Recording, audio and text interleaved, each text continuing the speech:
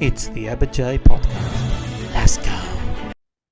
Bismillah ar-Rahman ar-Rahim. Allahumma salli ala Muhammad wa ali Muhammad. And the next guest on the podcast, we're blessed with her eminence, her presence, the one, the only Sister Zahra. How's it going? Good, good. How are you? Not too bad. How's things? How's your day going? Everything all good? Yeah, it's Friday, can't complain. Friday's a blessed day. It's a good day. Talk to us, sister. We're here to share your journey, your psychology journey. You're now a provisional psychologist. What was your inspiration, your passion, and reasons for getting into this path? Yeah, I guess like for me, I guess it's quite cliche. Like I wanted to always get into a job that involved, like helping others. And I actually sort of started off a bit in like nursing. I guess it just wasn't for me. I felt like psychology was more of my calling. Most definitely. See, nursing, the J loves the nurses. And Oh, really? I think they show a bit more care and compassion. Unfortunately, I think the doctors, not all, but most, they get a bit desensitized with the amount of things that they have to see and deal with, which is understandable to a Yeah. degree. But nonetheless, so you're going out there to help people. Now, it's a big venture. It's not something that's too easy. What did you find and what have you learned that has drawn you towards it where you feel you can get the best out of people, or have you learned something else? I think going into it, I was obviously really interested in learning about, like human behavior. And I knew through the process of doing psychology, I'm going to learn a lot more about myself. And I think when you go on that journey to, better yourself and learn more about like how you function and a bit of like your own, I guess, like background of trauma or whatever it is, it sort of then just inspires you to want to sort of help others sort of reach a similar potential. Most definitely, because I do agree with the sentiment. Everyone has to try and actualize their potential. And with the environment is a key factor to that. And I'm guessing we grew up in similar environments and similar cultures. Talk to us about these stigmas that really have to be addressed because they are taboo in most circumstances. And if these conversations don't happen and these journeys aren't shared, I'm afraid they're never going to be broken, because I believe you can inspire many sisters and even the brothers out there that wish to embark on this journey to try and help the community, society, family, whatever it is, achieve and actualize their potential. Yeah, no, I definitely agree. Like there is that cultural stigma that exists, especially I guess in our community. And we have this like negative perception of like what mental health is, and that experiencing mental health issues is only limited to like I guess the crazy people, or it's not as common as we think, like, but it affects all of us like day to day, and there's nothing wrong in like wanting to seek help for that. Yeah, most definitely. And I feel that then the important factors will also be the environment. So your friends group, your families, they can also hinder your progression, or they can make it or break it, so to say. How do you feel people should address that, especially with the pressures of life? Like you're in school, you have your social pressures, you got your bullies, you've got the kings and queens. I don't know what the prom kings and queens. We don't have it in Australia, but whatever that is equivalent to here. So we have those social hierarchies in every facet. Then there's expectation. You've got to go to university. If you're an Arab like us or like me, I'll talk about myself. The doctor or dentist, and I'm like, bro, I have a phobia of all that. Like, I don't like either of the two. I'm not doing it. And I told them, even if I get the marks, I'm not doing that. So, and not a lot of people have, I say it's a good trait, not, I don't know, it can go either way. They won't probably defend themselves in that sort, and they feel pressured and more inclined to just go with the Joneses and just go with the norm. But it's something that you have to address. What is your advice to the people? Because there's a lot of mechanisms that they can cope with to ensure that they don't fall victims into these traps that later, like you mentioned earlier, trauma shows itself in different ways, shapes and forms and sizes. So are you sort of I guess referring to like how to, in terms of like who you surround yourself with, like how to... Yeah, basically, so to say, yeah. I mean, that's probably important, but I think that addressing it is as important, but at the same time, they don't understand it. So what are we meant to do in such situations?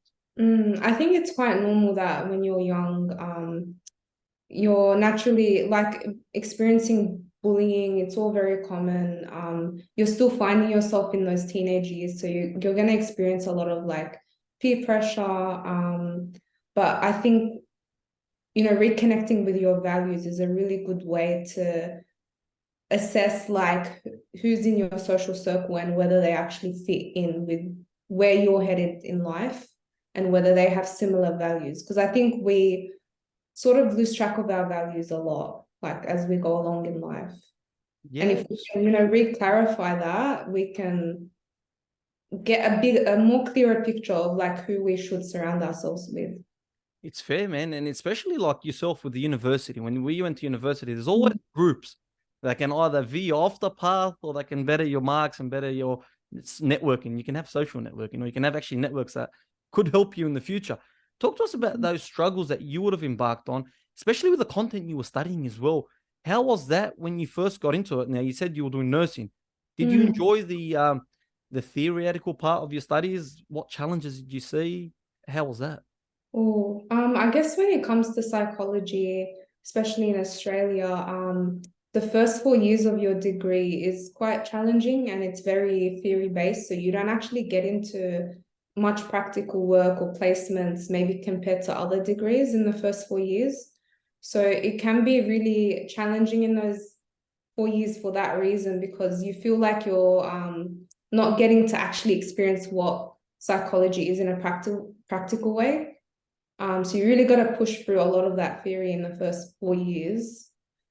I guess in terms of like social groups, for me personally, I sort of just went to uni, didn't really interact much. Like I had my few close friends and we would study together at times, but I love just like studying in solitude, I guess. Hey, look, believe it or not, I don't think people will believe me, but I'm the same. I am the worst uni student in history because I'm in and out. I'm not snobby, but like I can't be bothered for a convo. Yeah. And I just want to do what I got to do. Sorry? It is quite intense, like uni. Like you don't get the time, I guess, to socialize as much. No, you don't. I never understood it because there's always those types of people that like they fly their flag and they join social groups and they're so proactive. Like, where do you find this time? Like, what are you doing? No, I agree. I agree so much. Like, definitely, I was not like that either. So those theory years, the first 4 years, they put you in good stead later on to start the application and start your. Is it research based mostly, the psychology after that? After the 4 years? Yeah. So after the 4 years, you either can do like a practical internship or you can do masters. So those 2 years are like where you actually start to get on the job, actually start to see people, actually apply all the theory that you've learned in those 4 years. So I know there's a term medical student syndrome. So when you start reading and delving into the literature, you start to understand certain tendencies. Now, a lot of people fall victim to that as well when they look at mental health and they start diagnosing themselves. How much of a problem was it studying it? And then when you go out there and you start interacting with patients, clients, and they probably think they know what's wrong with them before they've come to you. That's true, actually. Like, I guess when I was studying it and we start to learn about the DSM, which is like the actual diagnostic manual. So it's got, all of the diagnoses in it. When you actually start to learn about that, you start to think about people in your life and like even your own self, and you're like, oh, like these symptoms match with me. And but then you realize as well, like there's a very fine line like between actually having a mental disorder. Like you could just present with the symptoms of it, but it doesn't necessarily mean you actually you meet the diagnostic criteria for it. But a lot of people don't understand that. And I think with my work, like I've seen, like you have clients come in and they'll show you like TikTok videos of like, different diagnoses and like, oh, I think I got this because this video on TikTok like said I do. So it can be quite problematic in that sense. So talk to us a bit about this diagnostic mechanism that's there. Now, obviously, we're not going to understand it in a short time, but how complex is it? Because just for the layman that's going on Google, geez, Google's diagnosed me with everything. When they go on Google, what do you got to be aware of? Because at the end of the day, there's syndromes for a reason. And you don't want to fall into that trap because you can open the door for many other things and that'll stunt your growth. As we were saying earlier, you want to actualize your potential. You don't want to really stunt it. Yeah. I guess when it comes to the actual DSM, like I was saying, you might experience the symptoms of depression. You might be experiencing like low mood or lack of appetite, poor sleep. But to me, like for example, like depression or anxiety, there's like a certain time period, like in some of them, depending on the actual disorder, like you might have to be presenting with those symptoms for like 6 months or up to like 3 months, or there's very specific time periods pretty much. And just because you're experiencing the symptoms of it, it doesn't mean that you actually need it. Okay, that's really interesting because I'm always intrigued with stuff like that. Even when I do like the vlogs and I harass people, a lot of the times, like when I'm in the corner or dressing room of people, I want to actually understand and the people to understand, because not many people walk that walk, how the pressure gets to everyone. And there's never been a person or that hasn't felt the occasion, whether it's public speaking, whether it's getting out there now doing a podcast like this. There's an element of all these factors that come into it. And I Yeah. feel if you burden yourself, and unfortunately, some people don't know, and then the environment could be negative, they perceive that to be a weakness that they have, rather than it's actually a normal thing that means there's a great importance to what you're doing. Keep pursuing, you're going to actually get. Yeah, no, sometimes like when it comes to nerves, I guess there is significance in it. It tells you that you're doing something that's of value, that you're doing something that's important out of your comfort zone, and that's where the growth comes from. Yeah, yes. Because a lot of the time, anxiety it affects and hinders performance. I guess that's why there is sports psychologists that the athlete has to go and speak, because there are ways we can work around that. Talk to us possibly about your input with how to maximize your potential in any facet. It doesn't have to just be sport, and not let these factors hinder you, because like a common example, especially from the backgrounds that we come from, is they perceive it as weakness. And rather than try and lift you up, they'll start saying, what do you need, cement, or you're a soft age made out of plastic. And they come up with these concepts. Honestly, I don't know if they believe it, but geez, if they hear themselves, I don't know. No, I think that actually is a very good point, and it comes back to what you said before as well, that it's all about who you surround yourself with, like your circle. And I think if you've got like, positive people in your circle, they can help, really ease those nerves. Like for me personally as well, like because I am an amateur boxer, I understand the nerves that come with, before getting into a fight. So for me, like personally, how I deal with the nerves is, I guess, really like in that week leading up to it, sort of like detoxing, I guess, from social media. Just ensuring that the people that are close to me are the ones that I'm keeping in contact with. Those are people that I know won't say things like that, will sort of guide me through the nerves. Yeah, it's true, because you got to find yourself. And I guess that's what the whole essence of life is, probably, to make sure you know yourself. There's even traditions and narrations. One who knows themselves knows their creator. So if you want to have that extension and understand your whole realm and your whole purpose, it sounds so simple, but it starts with yourself. And I never forget Floyd Mayweather. I used to always, like, how Floyd's very arrogant and he perceives himself in a way, but he always said something that it bamboozled me. It was always like, give me 1 minute and I'll tell you if someone can be a Floyd Mayweather. And I'm always like, relax, this guy. Like, you're good. But come on, man. Like 1 minute, how are you going to tell if it's 1 minute? And then I kept looking into his differences of interviews, and I finally found where he put a bit of context to what he meant in that little spiel that he gave. He basically said when he's looking at a boxer, no matter if it's a world champion or whatever it is, to get to the level of Floyd Mayweather, he believes that they still have to be doing the ABCs of boxing where they're teaching day one. So if they're avoiding those fundamentals, he says that they're going to stagnate and not get to that next stage where they can become the greatest of all time. So what he claims to himself. So I believe no matter what you do in life, if you don't find yourself and understand and respect yourself, you're not going to get anywhere. I mean, talent can get you so far, but you're going to lose yourself down the track, whether it's PTSD or all these different syndromes that might come about when your barriers drop as you age. Does that make sense?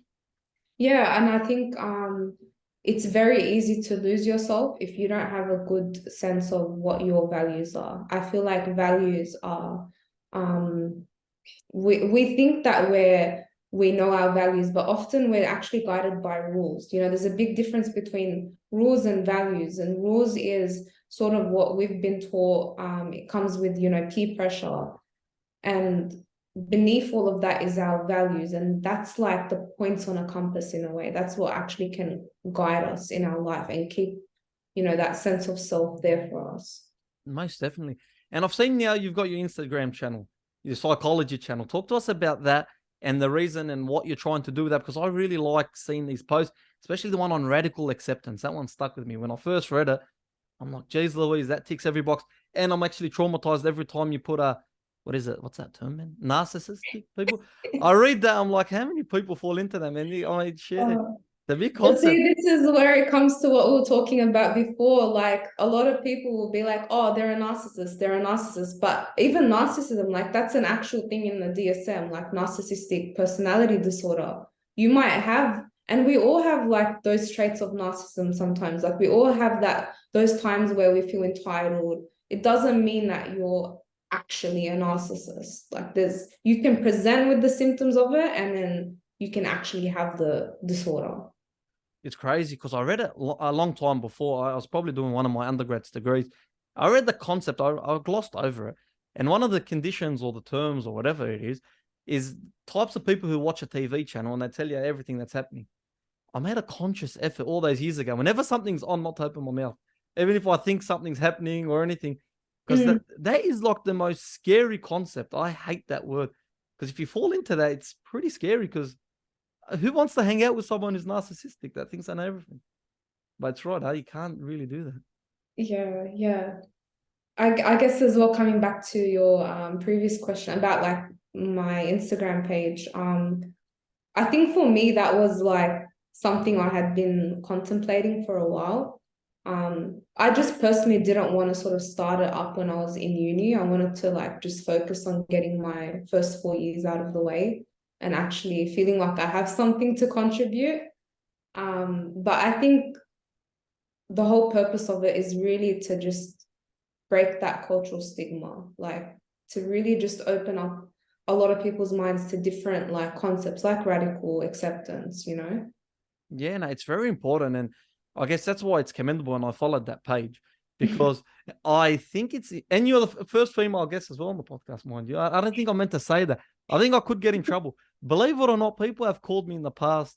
What is that term? Feminist? No. Feminists? No, feminist is for it. What's the other term on the opposite? They thought I had something against women. Misogynistic?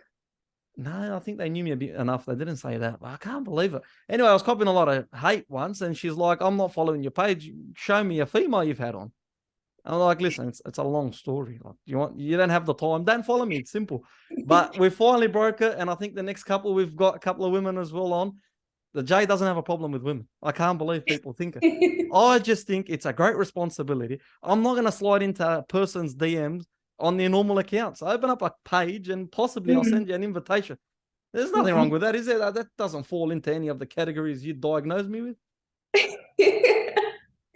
No, not at all, not at all. I mean, that's your own values again. Oh, thank you. We've got a psychologist. So just in case anyone ever says, I'll clip it out, I'll put it up on my story just for the haters, you know what I mean?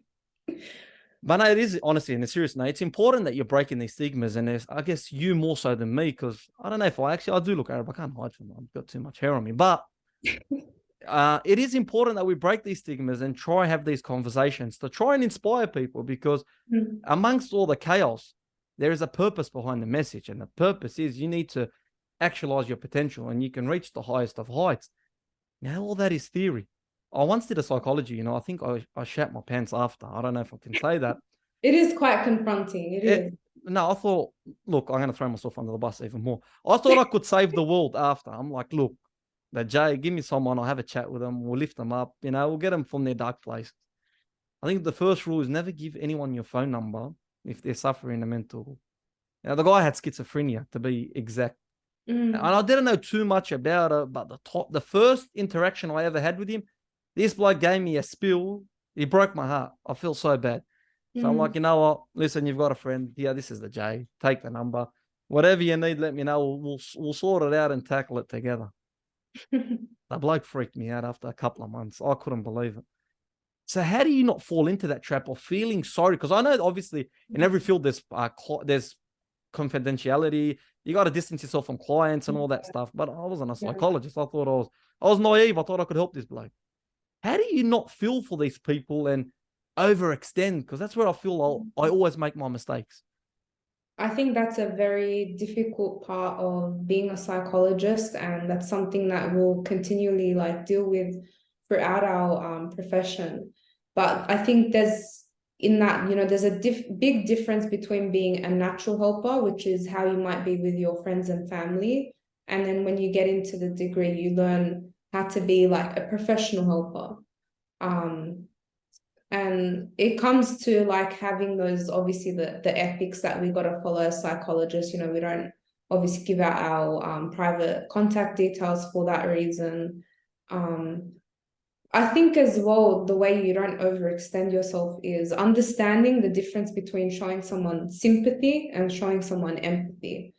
Empathy, is being able to put yourself in that person's shoe, for that hour that you speak to them and really trying to understand, where they're coming from and what they're going through.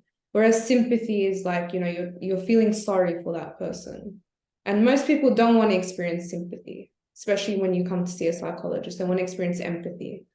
And when you give out empathy, you're not really overextending as much as you would if you were going to give out sympathy, if that sort of makes sense. No, I get what you're saying there, but you're there for a whole hour and they can spill their whole life to you.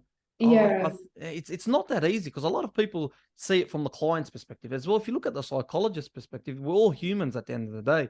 I mean, that one person gave me half a sob story, and it was a pretty sob. I don't know what schizophrenia was. I started reading and watching TED Talks after. I'm like, geez, what did I get myself into? I had long hair. He called me Fatima one day. I'm like, nah, if he comes, I'm going to crack him. And I'm like, I can't do that. But this guy's fighting with police. He's got about 1 million court cases open. Apparently his strength is dynamite. I think he was like Hercules. I'm like, no, you thought I was a girl. Amongst all the million calls that he did, he called me at 2, 3, 4 in the morning. He was convinced he could breathe underwater at one stage. I'm like, what can I possibly tell you, champ? I'm like, I just got to block your number. But then I couldn't get myself to block because of the sympathy, and I didn't really understand that. Yeah. I think like in general for anyone, whether you're a psychologist or not, it's important to not overextend yourself too much. Obviously, it's natural, we're going to want to help everyone, but if you don't help yourself as well, you can't help others. If you're burnt out from always constantly putting your needs aside and putting other people's needs first, you're not going to have much to give by the end of it, and you're going to be very resentful as well. That's very true. No, God bless. That's inspiring. So talk to us about the sisters as well, and the brothers, especially from our community and abroad. It's not easy to say we need to reach out. Now, what steps are making us deficient in that way? Because obviously by seeking help, it takes you out of the midst of ignorance, and it takes you into another realm where you can find yourself, so to say. Because growing up myself, I always thought if you need a psychologist, you're weak, you're soft, something's wrong with you. I mean, that's what we were taught. I didn't know any better until I grew up. But unfortunately, some people still have that. Well, how do we break this thing, man? I mean, it's your mission more so than mine, but I'd like to know a bit of insight. Yeah, that's a really good question. I mean, I think a big part of it is who's in your circle. If you've got a family that is quite against and vocal about the idea that, mental health makes you weak, it's going to be a lot harder for you personally to reach out. It's not impossible though. I think as well how much you're aware of like the support that's around you, like what services there are that can, impact on whether you're going to access that help or not. I think it always comes down to your own personal beliefs about mental health too. And I think sometimes until you actually sort of experience, this bump in life, or until you sort of feel like, you might be experiencing like symptoms of anxiety or depression, it's not until that stage as well for some people that they can come out of this like negative idea they have about mental health and actually then seek help, because now they're experiencing it. Now it feels very real to them. But when they hear about it from other people, if their friends telling them like, I'm depressed, it's like, oh, just get over it. But when you experience it, you're going to understand like how real it is. It's crazy that you say that because something connects and resonates with me. They do concede. Now, we're talking about a niche amount of people. I'm not being pessimistic or something. We're optimistic, we're realistic as well. But let's just call it for what it is, because unfortunately, people don't put it out there, and then people think it doesn't exist, but it does exist. The people that are of that nature, that do feel it, you know what they twist it, or in my circumstance, what I've experienced, is that they'll go on to say and compare themselves and say, what do you have to be anxious in comparison to what I have? So then it still becomes that you haven't tasted what I've tasted. And then that goes into other factors. I don't want to diagnose them because I can't, but it shows their other traits and deficiencies that they're now ready to say, yours is insignificant because you don't have what I have. How do they now know that? It's crazy how they turn it that way. Yeah, I'm very like I've always been against the idea of trying to help people by teaching them this like notion of, oh, others have it worse. Like, think of people that have it worse. Yes, that might be like a good short-term distraction for you when you sort of like think of it that way. But at the end of the day, you know, it's your life, you know, no one is in your shoes other than you. And for that reason, like, even if others have it worse, you still gotta like live and deal with your things. It's not gonna make it any better. No, it's crazy. It is. It's so true, because applying it is different to hearing it. Because a lot of people, it's very hard to put yourself in someone else's shoes. But then that goes to the part where you said empathy and sympathy. You know, you don't want to actually feel there. You're not trying to make a case for them. You're rather trying to be empathetic there. Is that right? Yeah, like in that case, instead of trying to make people feel better that way, like, oh, you know, think of others who have it worse. Like, if someone told you that, it's very like, it shuts you off. Like, it tells you that, oh, my problems are not legitimate. I can't speak about my problems, it's minimizing. It doesn't make you feel seen or heard. People want to feel like they are valued, they are seen, they are heard. They don't want to feel shut off by you. It's crazy because I feel that, is it safe to say those tendencies come from ignorance and a lack of understanding because they have built whatever they've built based off that? Yeah, it definitely can be. Like, some people might say things like that and it comes out of a good place. But again, put yourself into that person's shoe. Like, if you were experiencing a problem and someone sort of just came out and told you that, like, oh, no, stop there. Like, think of people who have it worse. It's not going to make you feel any better. Yeah, that's true. It's most definitely true. And especially if they start bringing it about themselves. Now, you think you went to them for help and they start talking about themselves. You're like, geez, Louise, what happened here? Yeah, that is another common way that a lot of us will tend to help others by, like, you know, like, let's say you're saying, oh, you know, I had an argument with my parents the other day, and they're like, oh, you know, yeah, me too. I experienced the same thing the other day, and this happened and this happened. But then, like, before you know it, you've taken the spotlight away from that person who was possibly coming and trying to open up to you, and you've made it all about you. Yeah, kind of defeats the purpose of trying to help, eh? Yeah, yeah. And then they might come after you saying afterwards, how dare you not accept I'm helping you out, this, that, and all the rest of it. Jeez, Louise. Yeah, sometimes it's like you said, it's just pure ignorance, or we have our ways, like our default ways of trying to help others. It's crazy because growing up, I never really understood it. I never understood, sorry, that ticket was a shock. I was clicking the pen. I never understood the reasons as to what motivated people. I always thought it was religious based. So, like growing up, I think my favorite term was, I never watched Pirates of the Caribbean just for I don't know anything that happened, but I knew that what happened? You watched that movie? No, I was saying I don't think I have either. Oh, yeah, no, I can't watch it, man. My wife loves it. She tried to get me to watch it. I couldn't. But where I'm going, I got distracted from my own self. Is that they all dress apart, and my favorite analogy was the Pirates of the Caribbean. They all look like the extras that are on set, and that's not a bad thing because sometimes I dress the part as well. Don't get me wrong, but I feel that you're defined by your actions and your words. I always wanted to understand the psychology behind what motivates them. I thought it was just religion because I didn't understand that at the time, so I had to go and acquire it. And then once I acquired the little that I know, psychology and mental health and the reasons for what you do is the base of everything. So that it's like there's no defense to say that it's because they belong to a certain culture or a certain group. It's rather just ignorance because they don't know, because they've just fallen into this trap of continuous dismissive behavior to something that actually exists. And if we come to the statistics today, geez, we don't know the amount of mental health and what's happening around our communities, families. I mean, the country's telling us there's a lot of it, but Yeah. we're happy to sit here and say it doesn't exist with our people because we're the chosen ones for some reason they believe that.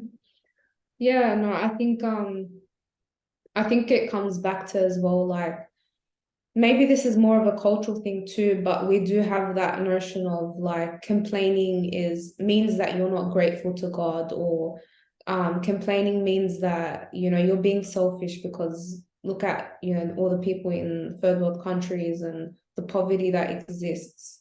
Like it's not to take away from that, but it's also, you've also got to be able to acknowledge like what your own baggage is as well.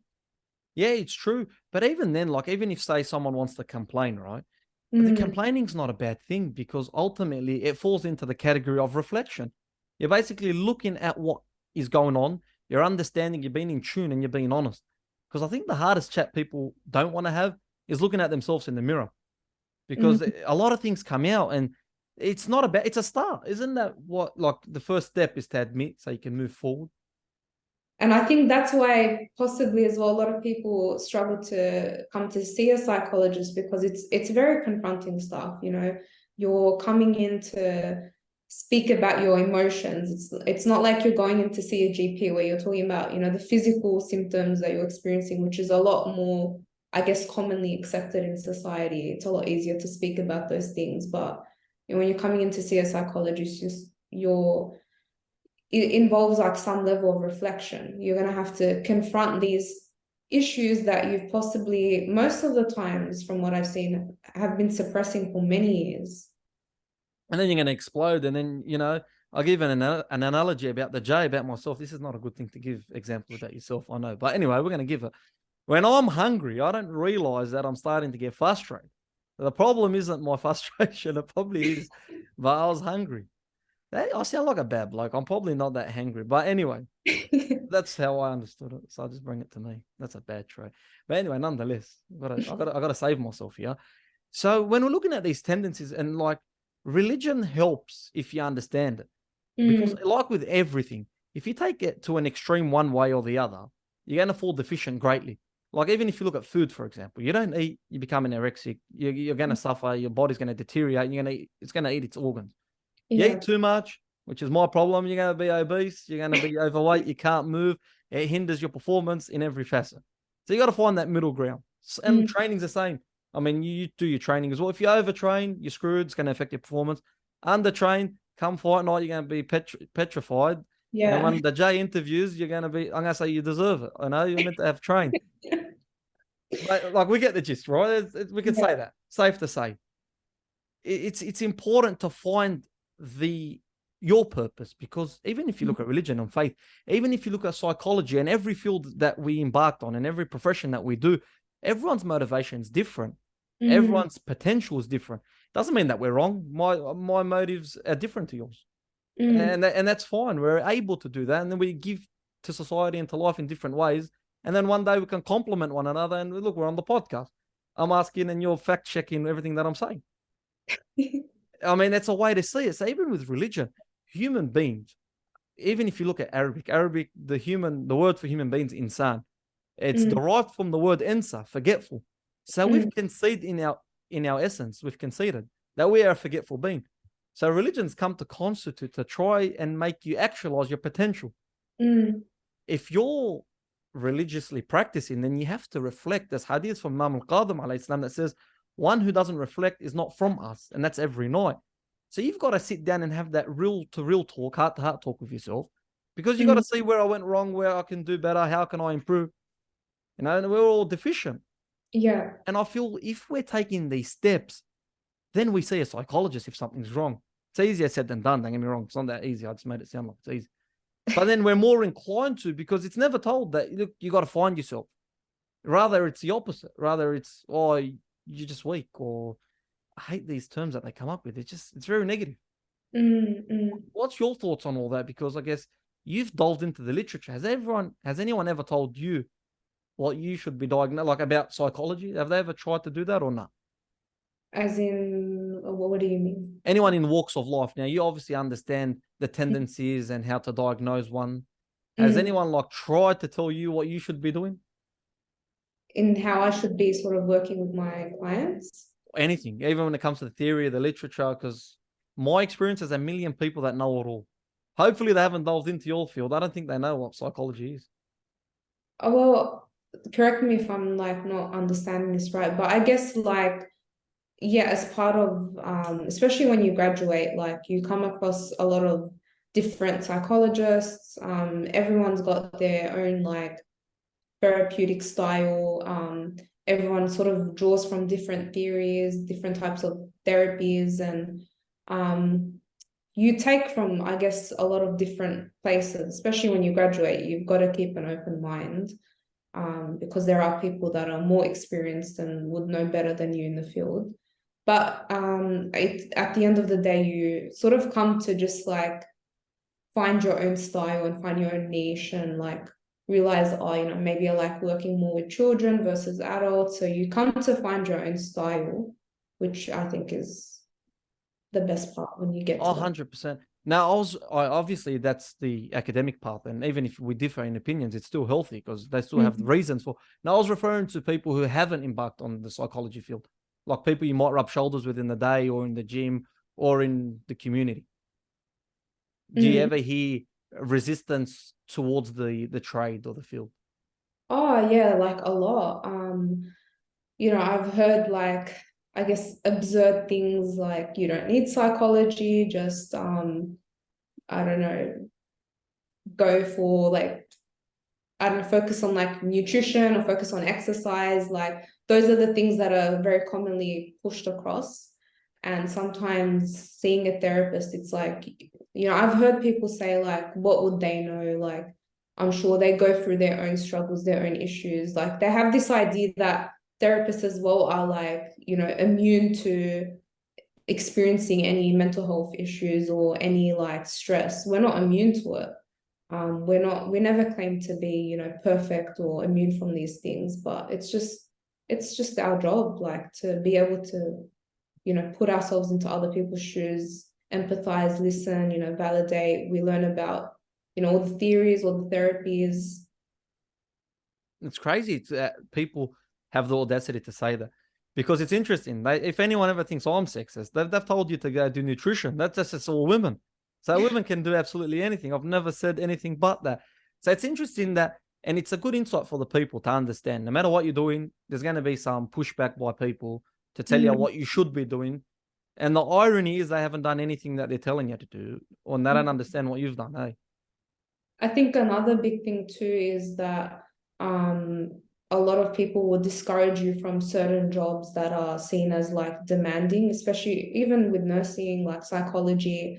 Like I got a lot of comments when I got into studying psych, like, why would you want to do that degree? Like, how are you gonna like put up with that? It's all crazy people.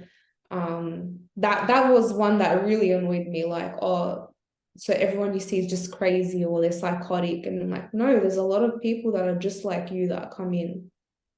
yeah, they don't understand that because they don't have the audacity to take that first step. And it's crazy because it reminds me, and everything I like to link back to my belief system and the seerah of the Prophet, peace be upon him. What was very interesting is he broke every stigma, whether it was against the women, whether it was against children, and all factors. But one thing that was known in the Arabian Peninsula, it was weak to show love and affection to your children. And he broke that straight away with how he played and how he was kissing and how he was affectionate. The Arabs at the time had 10, 12, 15 kids. Well, they still probably pop them like that. But anyway, the point is that he came and he's like, I've never touched and kissed and hugged and showed affection to any of my children. And the lessons we learn is well, that's your cultural deficiency. It's not something that it's propagated by the religion. And the respect and changing the world. I mean, ultimately, the wealth of the religion and the backbone of it was a female, was Khadija al-Kubra. And if it wasn't for her wealth and her active role, like even at the times of Jahiliyyah, when they were burying women alive, they would knock on her door all hours of the night, the mothers that didn't wish to have their kids killed, and she'd go and fund them and live them and protect them because of the funds and the success that she had. She was able to. So she was proactive, and then it continued with multiple women in Islamic history. So what I don't understand is, where is this that you can't change it or you can't stop this? We don't really have that. It just comes down to ignorance, because they really don't understand why they think or why they have these opinions. Rather, I believe they've just inherited such opinions, because it's sad, because I think it's stunted our growth, because our representation isn't as much as it would if we actually helped one another in that sense. Yeah. I think sometimes we do neglect a bit of like what the religion might say, and we shift towards like the culture. Yeah. I mean, culture's good if it's in line with religion. If it's countering and it's based on ignorance, I mean, geez, you got to start to think, why do I believe it? Because if you're not going to act, we've been to university, so you've got a paper and you're continuously striving, so you're an academic. So why does it stop when it comes to the way of life? I think it has to be consistent in all that, because that's what motivates you. And it's leading to the question, what part of psychology continues to motivate you? Because you mentioned earlier, there's different paths and different ways. Where do you see that your influence can be the most? I think I've definitely gravitated recently and like taken interest in the impact of like childhood trauma, and just, I guess, how childhood and the way that our parents raise us can impact on our behaviors as an adult. Even subconsciously, we don't even realize it. Like you said, I guess even parents, when it comes to like not showing affection, like that's a very common thing that we see, like, the impact of having parents that are emotionally unavailable and what that can do to an adult later on in life. Like, they're all very interesting things, and I really gravitate towards it because I think it's important to always understand the root cause, which is sort of childhood when it comes to mental health issues. And when you sort of understand that, then you're more able to, like, treat the surface level symptoms that person is coming in for. That's crazy. So when someone's suffering from childhood trauma, when do they come in to see you? At what age are we looking at? It varies. It honestly varies. But I think from what I've seen, the most, I would say above 30s. Yeah. So If you're a very insightful person, and if you're very self-aware, and I guess maybe seeing a psych is not as much of a stigma for you, you might come a bit earlier, like I've seen in like 20s range. But most of all, I've seen it like quite later on, like 30 to 40 age bracket. Now, when they've come at that stage of their life, they're already traumatized. Their barriers are probably now diminishing and coming down, so it's probably hitting them a lot harder. Talk to us about how hard is it for them to regain that, or to eliminate that, or to find a way to live with that? It's very tough, because when you're coming at, that like past 30s, that person might already have children, might have already been in relationships, and we know that childhood trauma can impact on the type of partner you choose, the way that you raise your own children. So there's already sort of been this like domino effect when it comes to the trauma. It's never too late to, I guess, improve, but it takes a lot more work, because when you're as well a child that's sort of in that abuse or dealing with trauma or neglect, you've learned like you had to sort of survive. You had to do what you could as a child to be able to function at some level, whether it was to be avoidant, whether it was to be very emotional or reactive. And then those patterns and those behaviors you learn as a child, you can take them on into adulthood, and they just, even though they create suffering for you as an adult, it's just what feels familiar or comfortable. So to break that pattern of behavior it takes a lot of work. It takes a lot of like confrontation. It's crazy that's the important. So when you're talking from what you're saying, and it's resonating because it's so important, and it's a great responsibility we all have. When we're looking, and see, this is how I think, when we're tearing it up to why I believe in what I believe in. So, for example, the rights and responsibilities of a believer is great. So every action, we live in a world cause and effect. So we're accountable for everything that we do. And even when it comes to rights, for example, in Risalat al-Huquq of Imam Zain al-Abidin alayhi salam, he's got a condition. The right of a child is you pick a lawful spouse or a lawful mother. So the husband has a responsibility to pick a lawful spouse. And that happens before marriage. Because you're now contemplating and you're factoring in this child is now your responsibility, despite me having even been in that stage. The rights continue to say that the right of the child is also dialogue. So you have to be open with this child. And the right of the child is always that you do not harm this person and you give them freedom from 0 to 7. And there's different ways and mechanisms that you befriend them, then you teach them, and then so on and so forth. The point that I'm coming to is that the responsibility that you have is so grand, because everyone, at the end of the day, is going to be accountable for what we do in all our interactions with everyone in life. Allah subhanahu wa ta'ala says, the heart of the believer is the arsh of the Rahman. Qalb al-mu'min, arsh of the Rahman. So if you want to know yourself, you have to know your Lord, which means that you know one another. So if you want to visit God, God's basically saying he's in the heart of the believer. So imagine you breaking the heart of the believer, what grave consequences that has. Because what you're mentioning, this kid now, if we're going to use childhood trauma, for example, is now going to grow up and have that. And you've basically abused that right and you've deprived them, which means if we're talking accountability, that rests on you because you've burdened that person. Now, we're not saying they're scotch-free as well. They're going to have to still be tested based on their faculties, and only God can tell you as to what that degree is. But the responsibility we have is so big, especially when it comes to children, because you're fostering the next generation. And it breaks my heart to see the neglect of that, because it results in opposite to how we started, actualizing your potential, being the best version of yourself. Ultimately, you're stunting their growth and you're taking and depriving from them. What's the difference when you're a thief and then you go and you dress and you act holy in communities and you're the actual cause for all this?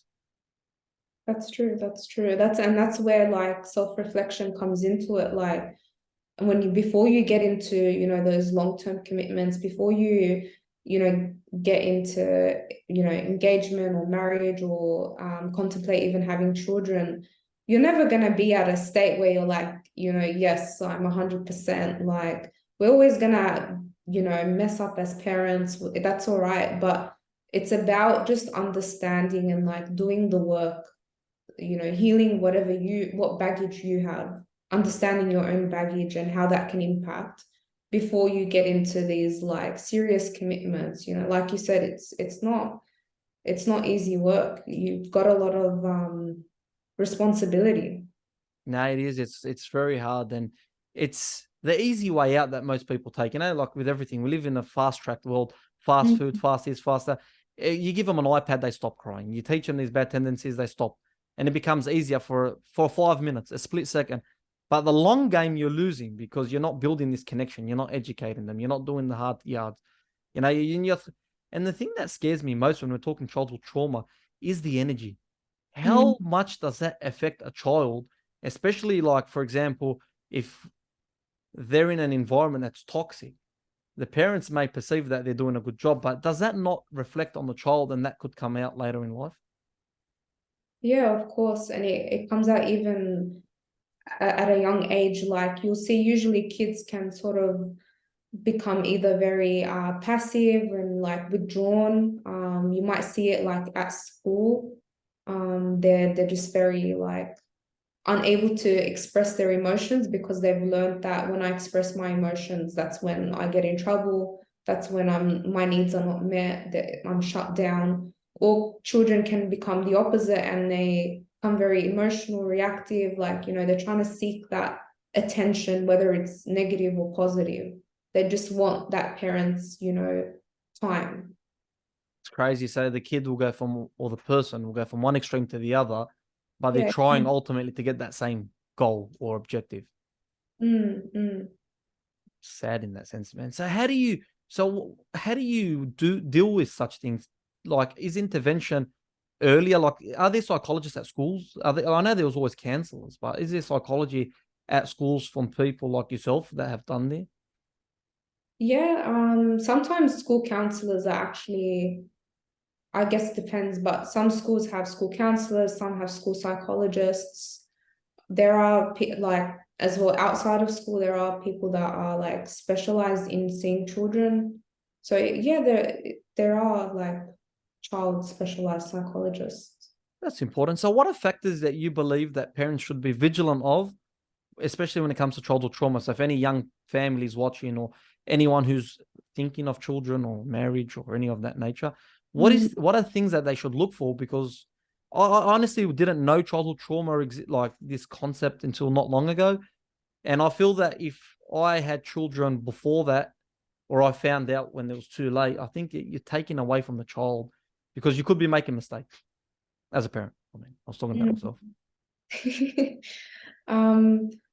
Yeah, I guess what to look out for when it comes to signs that a child might be experiencing trauma.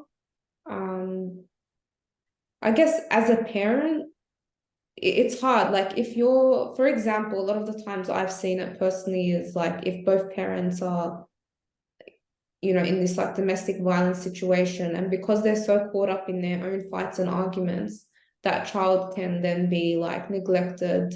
They might not be very aware of like how it's impacting like their child, like witnessing those fights, witnessing those arguments. So I'd say to, honestly just be aware, like reflect on how you're showing up for your child. Like, are you giving them that quality time? Are you listening to them? Are you giving them that undivided attention? It's crazy, big responsibility, but I echo everything you said. Now I'm going to ask an outrageous question. What is the worst psychology story you've ever heard, come across from university, from peers, from anyone? What is the most out there story? Has anyone ever been attacked, or what's the go? Like, do you guys have security guards in there? No, we don't. Oh, there are outrageous stories. Trying to Like think. when you were studying them, did you ever get scared of one? Like, say, am I doing the right thing here? Am I like? There's sometimes I put myself in situations. I'm like, what am I doing? Why am I here? And it's not a bad thing. It's just like, for example, I'll give an example. There was a fight not long ago, and I'm not going to throw names out there. There were two heavyweight athletes. I find myself in the wrong place at the wrong time all the time. Somehow it just follows me. No one's going to believe it, but it does follow me to an extent. But anyway, I don't run away from it, but it follows me. So they're fighting, and then their brothers are getting involved. So what does yours truly start to do? I'll go, you know what? Let me just break them up. I'm pushing them away. I'm like, geez, these guys are huge. Like, if they won, I'm going to be involved in this. I'm like I'm just going to get away from here. But I actually didn't get away, but I should have. Afterwards, I said, what am I thinking? Like, don't get involved. Any stories like that you thought the same? Like, what am I, second guess yourself for a split second? Honestly, I haven't experienced anything like that personally yet, but I have heard of crazy stories like with clients showing up at like a therapist's house and things like that. I don't know how that would have happened, but I've heard of that like from like distant people. So I think when I heard things like that, I was like, I've got to be careful, I've got to be on top of my things, it's always important. As a psych, you always got to make sure you're, abiding by the ethics, you're maintaining like privacy of the client and of yourself as well. 100%, so important. You don't want to fall into the trap that I did. I'm telling you, 3 months of my life, I was traumatized. I thought I could help him genuinely. Like, I slap myself all the time when I think about this, because I always, whenever I make a mistake, it's based on the same thing. Trying too hard to be nice at my own expense. I was like a taxi driver for this bloke. I'm telling you, whenever he wanted to go to the mosque, he's calling me. And I'm like, oh, God, it was good. It was a good test. I don't know what happened. I think he went to jail. Yeah, attacked the cop. Anyway, that's a sad story. We'll move on from that. It comes out of a good place, right? It comes like I guess that's how we are as natural helpers in our personal lives. It's true, but if I could slap myself, I would. I mean, I needed someone to humble me. What was I thinking? It was not a good thing. But yeah, it's important. So, I mean, you've done boxing, not to get into the boxing talk, but it's hard to keep your guards up. I mean, you can teach someone all camp. You got to keep it up and their tendencies and what their strengths are. Be careful. But when fatigue comes in and other factors kick in, your guard starts to sleep slowly but surely. How do you ensure in your field that doesn't happen to you? Because at the end of the day, like you said, we're susceptible as human beings to all things. I think there's a few things that we do as psychologists, especially as like, you know, new graduates. We got to be very on top of our stuff. Like we usually have actually supervisors that we report to, that we speak to. It's very good to have like good mentorship. I guess as well, just taking care of yourself. Like you don't want to get to the stage of burnout and then try to repair all the damage. You always just want to be constantly like self-aware, you know, check in with yourself and how you're feeling, and make sure you're, you know, you're keeping up your own stuff too. You know, you're exercising, you're keeping your nutrition up, you know, you're aware of your mental health as well. Like we got to be on top of our stuff, because if we're not, like you said, we slip up and then we don't have much to offer to our clients if we're burnt out. It's crazy true. And I think that resonates with everyone. I mean, you don't want to be lacking in any part, because then it'll affect you in some way, shape, or form. Like if I haven't left the house, I feel like I've been in prison. You'd think I've done 20 years somewhere or something. I've only done half a day. But yeah, it's important that you get out and do things and actualize and reach the highest of heights. Now, talk to us and tell the people, what are things that you wish to be defined from this interaction? Because like what I do, especially if scholars come on, or professors or doctors, especially people that I feel that get lost in the path. I'm not saying psychology, you're the first psychologist, actually second that I speak to. One, he was studying, I think 2 guests ago, he's in his final year. But the thing that I always ask is, because the demands of the job, with every job, it comes a part where you lose a part of yourself. You become desensitized. Earlier, I joked about nurses being more favorable to me than doctors. I was joking, but there's the truth to it is, doctors see so much and deal with so much that it becomes normal telling someone you're going to die in about 2 weeks. Yeah, it's not easy, and I couldn't imagine them. Scholars, for example, as well, have everyone calling them. I think the poor people think they're psychologists. They keep calling them with all these problems. They start hearing all these problems. They just start thinking it's normal. They lose touch as well. They lose themselves, so to say.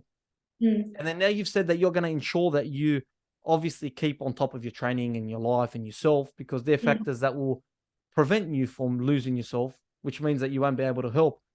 It's a big responsibility there. But long term, after everything's all said and done, what are your ambition and goals, and what do you feel you can implement to the youth of the future to ensure that maybe trauma isn't something that they'll be facing, and they can be proactive in this world where a lot is gone left, right, and everywhere else? Good question. You know, I don't know where I'll end up in like years to come, but I do have my long-term ambitions and goals when it comes to psychology. And obviously, a big one is just to continue to keep raising awareness about these issues. And when we raise awareness, then, you know, it's like a trickle effect. Like it reaches one person and it can reach, you know, another person, and someone might tell their friend, and it's just creating more awareness, whether it's on, you know, social media, or it's through my own work with my clients. Yeah, I think that's 100%. All power to you. I'm going to put you on the spot here, but before we wrap up, Jay, talk to us about psychological thing. Mate, people, believe it or not, think I'm insane. Surely. Give us a tick of approval. You know, they have that blue tick. My faculties are still in part. I tell the people so I can say a psychologist has told me so. Oh, I'll give you my tick. Don't worry.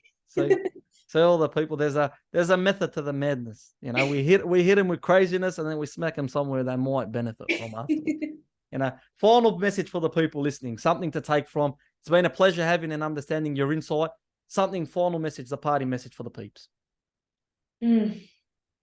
Go and reflect on what your personal values are. It's true. A lot of wisdom to that. That is very deep. You did a Floyd Mayweather to the people. You gave them A, B, C, but if they actually go and delve into what they have to, they might be there for all the years that they have to come. It's been a pleasure and an honor. You know, I think this is the time where I do it.